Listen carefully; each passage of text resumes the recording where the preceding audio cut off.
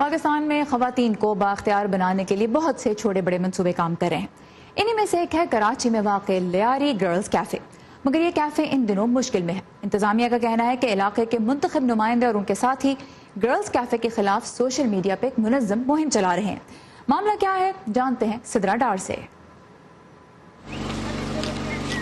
لیاری کے محلے مندرہ میں بلوچ، سندھی، کچھی میمن کمیونٹی آباد ہے. یہاں 2 سال سے لیاری گرلز کیفے قائم ہے جس میں بچیوں اور خواتین کو ہنرمند بنانے کے ساتھ ساتھ کمپیوٹر اور لینگویج کے کورسز بھی کروائے جاتے ہیں. لیکن ان دنوں یہ کیفے تنازعات میں گھرا ہوا ہے. اس کے منتظم سمیر میندرو کے مطابق عورت مارچ اور یہاں لڑکیوں کے سائیکل چلانے سے ناخوش علاقے کے MP اور ان کے ساتھی سوشل میڈیا پر ان کے خلاف ایک منظم مہم چلا رہے ہیں.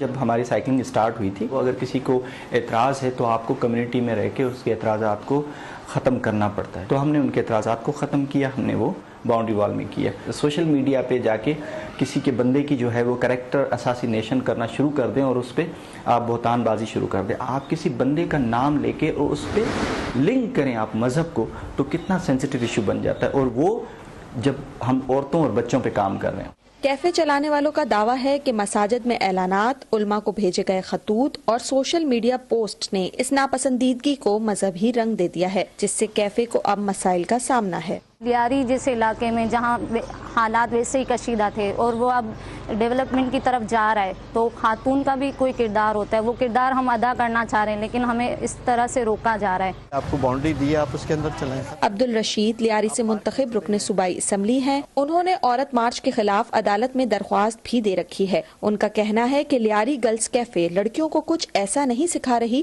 جس سے ان کا مستقبل بہتر بن سکے. لیاری کی ترقی کے اندر کرنے کے بہت سارے کام ہیں. فٹ بال اور سائیکل صرف کام نہیں رہ گیا لڑکیوں کا. بچیوں کو جو وسائل نہیں رکھتے ان کو پڑھانے پر توجہ دیں. یہ نظام حکومت ہے، کچھ قوانین طے ہیں اور ان قوانین کو کوئی پھلانگے گا، وہ کسی دائرے سے بھی ہو، تو یہ حکومت اور ریاست کی ذمہ داری ہے کہ اس کی پکڑ کرے.